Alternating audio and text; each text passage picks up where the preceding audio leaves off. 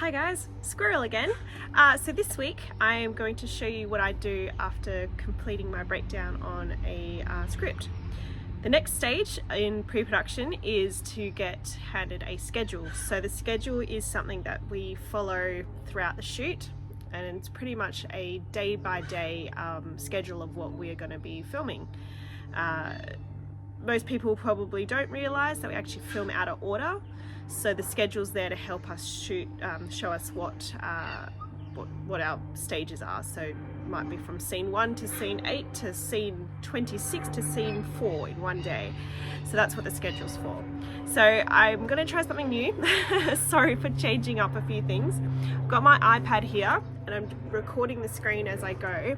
I'm wanting to show you what I've done by screen. So this is what I normally do. So obviously paper way is a bit more in the old school section. So this is how I do it on a daily basis when I'm filming. So I'll go back and refer to my screen. So I'm gonna have it on the big screen.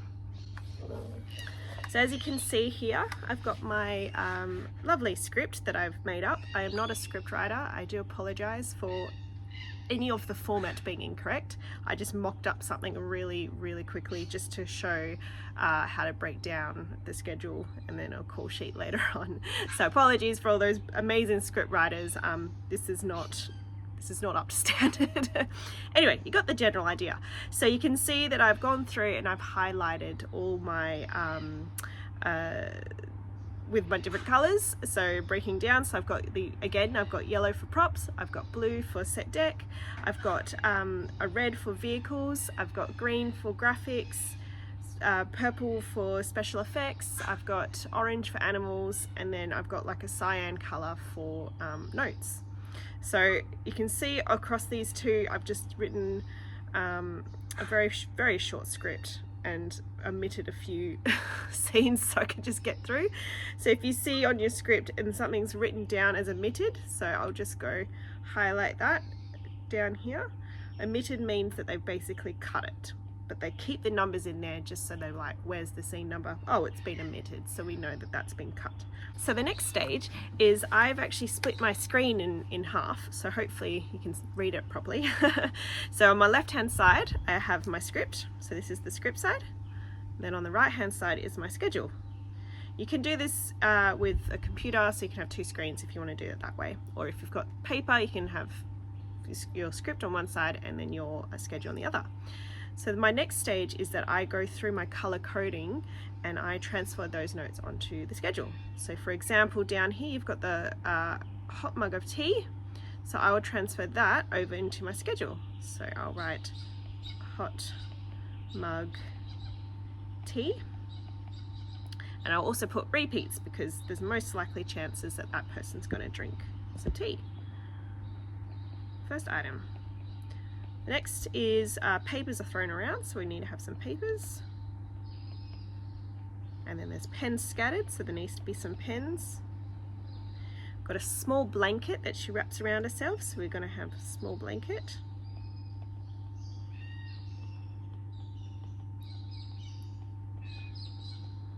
And then where I've written papers are thrown around, down here, you can see I've highlighted notebook.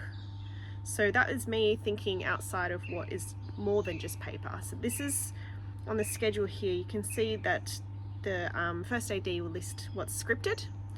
So you've got things like the teacup, pen and paper. However, I am thinking outside the box because this is what I have to do. So I'm saying, okay, so other than pens and paper, what else could there be that's involved? So I've written down notebook because in scene 2 you can see that there's a notebook on her face, so there has to be a notebook somewhere, even though it's not listed in scene 1. So I'll put that on my list of notebook. Cool.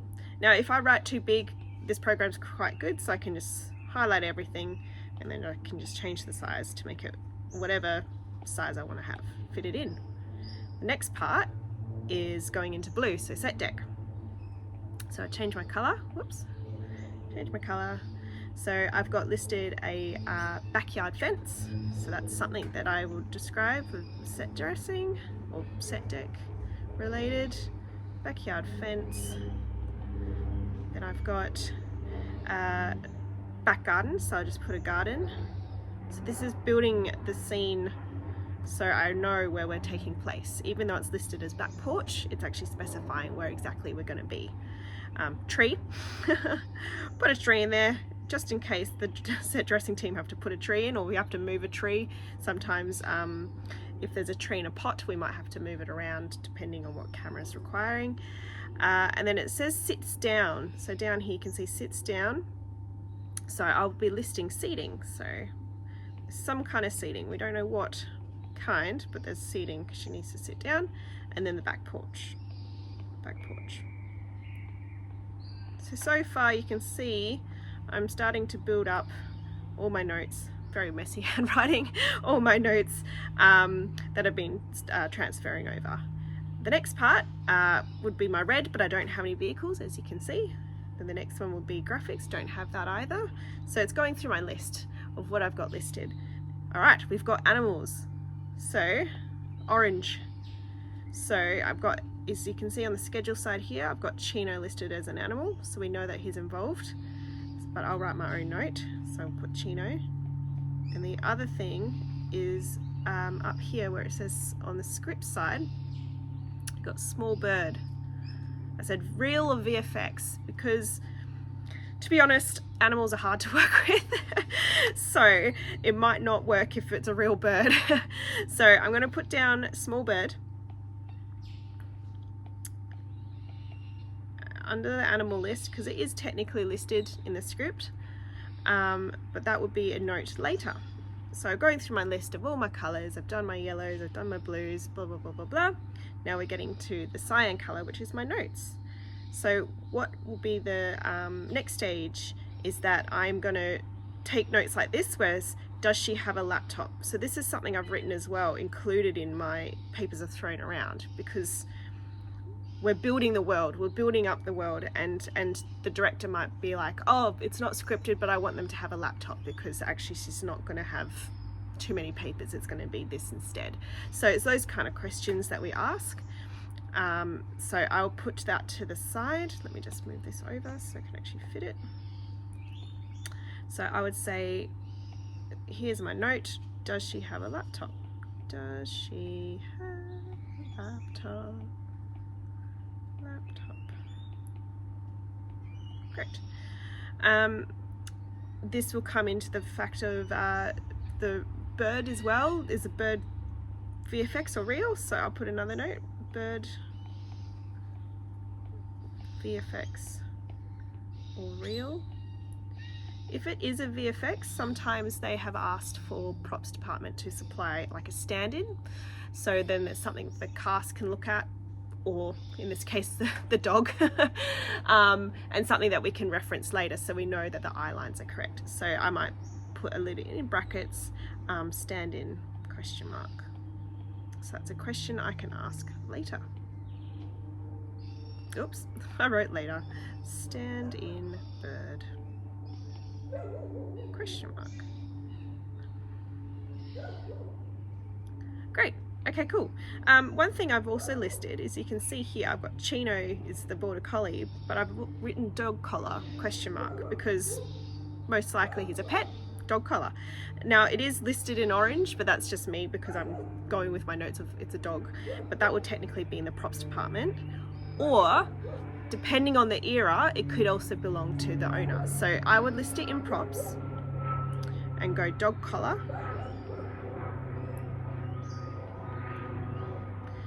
And then question mark owner. So is it something we supply or is it something the owner supplies? And by owner I mean the animal handler. So whoever belongs to the dog, they will have certain systems they go through. So I will talk to those people and be like, look, have you got a collar that you have for them? We do also have this one that the director liked to have on the dog. Is that okay? All those kind of questions. Cool, so that's scene one. So you can see scene one is scene one. Scene one, scene one. The next scene is scene two. So if we go down in our schedule, we've got scene two. We've got the notebook, it's come back. So you can see her notebook. So I need to make sure that that notebook was in the previous scene. So I'm going to list notebook.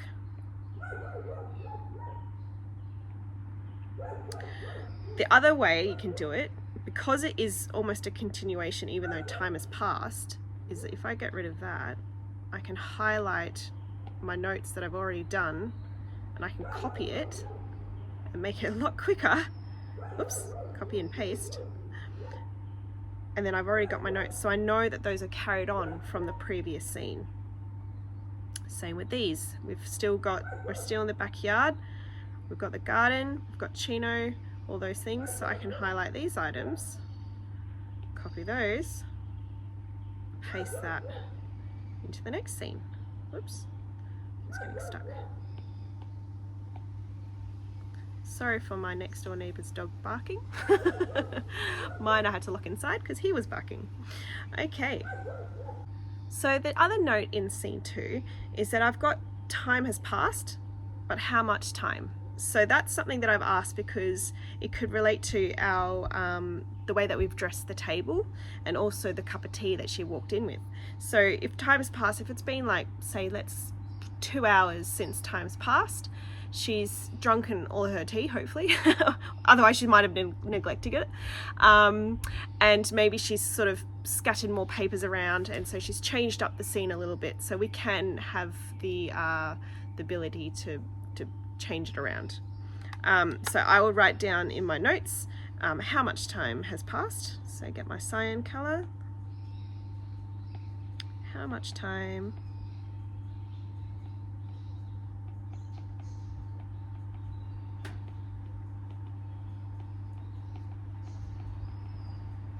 has passed. So yeah, so how much time has passed? I've also got the note here, teacup still on the table, question mark, because if it's been 5 hours or something, she could have walked away, come back, who knows. Sometimes the directors might decide, oh, let's get rid of that. Time's passed, it's okay, we can get rid of some items because we want to change it up a bit. Sure, that's okay. If it's direct continuity, it's a bit harder because obviously you want it to be within the scene continuous, but we've got a bit of a leeway when it's got time has passed. Alright, so as you can see with my notes, I've got the dog collar listed again. That's because if I was shooting this not in sequential order, if I started with scene 2 instead of scene 1, we need to know that there's a dog collar. So that's why I carry my notes over from previous scenes, which is quite handy with these programs because I can just copy and paste, and so I'm able to keep track of what props have been in previous scenes or are requested for other scenes, so I can prep in regards to that. Okay, so our next part is she's got the notebook on her face, so I'm going to put that in my notes. Notebook on face. I'm so sorry for my handwriting. And then the next part we've got is she pulls in up. She's pulling her notebook off her face, so you can see on the script side here. But I've written, does she hold on to it? Does she pull it off her face and then put it down, or does she pull it off her face and walk over? Because the action is she's pulling off the notebook off her face and walks over to Chino, who's in the garden laying there. So that's another note. So notebook off face. Notebook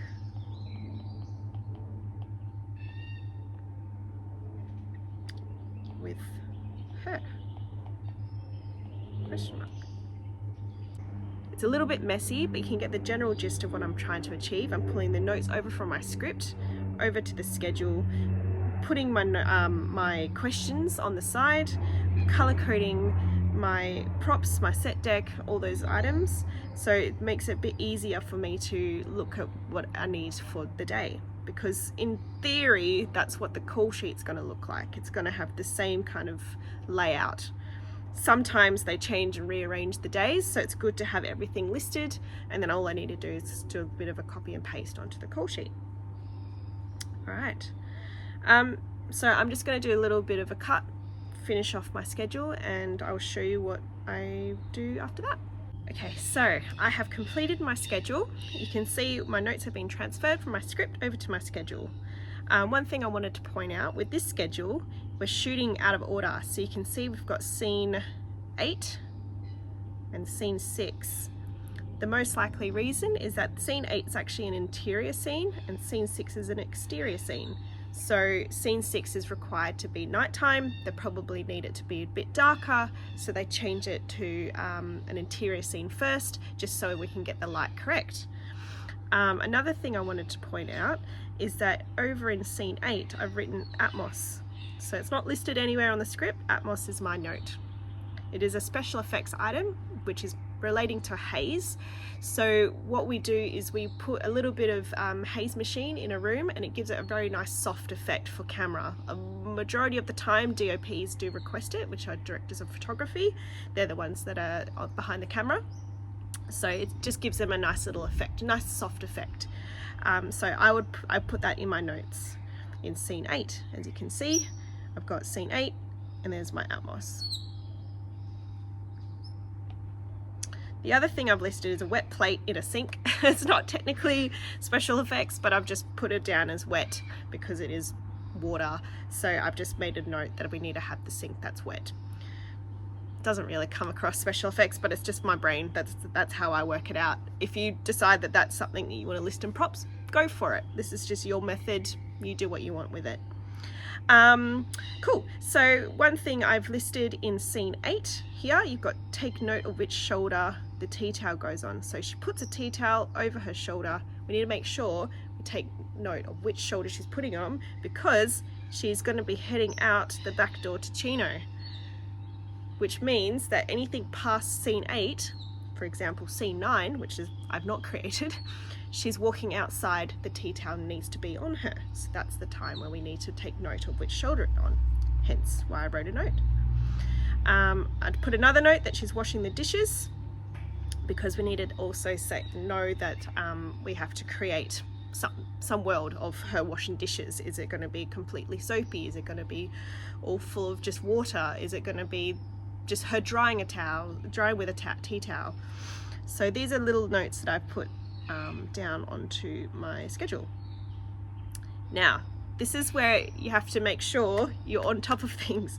When we get to scene 6, we're back outside to the exact same spot we were, but it's just times passed even more, and now we're in the nighttime. So what I've done is I have done the same thing of I've highlighted what was in previous scene, grabbed those items, I've copied it, and then I've moved down and then I've pasted it down here, because the action in scene 6 is she starts to pack up her items, her belongings, and then she heads inside. So this has to match to what we've seen in scene 2.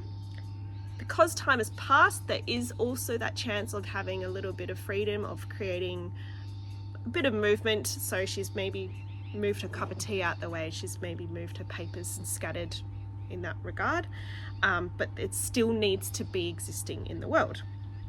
So what I've written down here is I've made a note that in her action, she's packing up her belongings, but we need to match the dressing in scene 2 that you can see down here. Whoops, wrong pencil. Scene 2. So I hope that makes sense.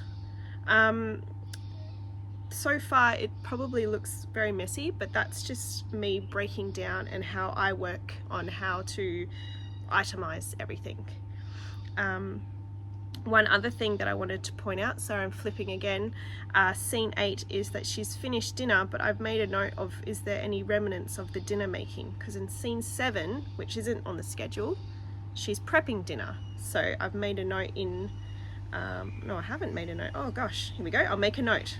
I'm going to make a note. Is there any remnants, whoops, remnants of dinner? And the other question, what is dinner? If she's making spaghetti, we need to have remnants of spaghetti making.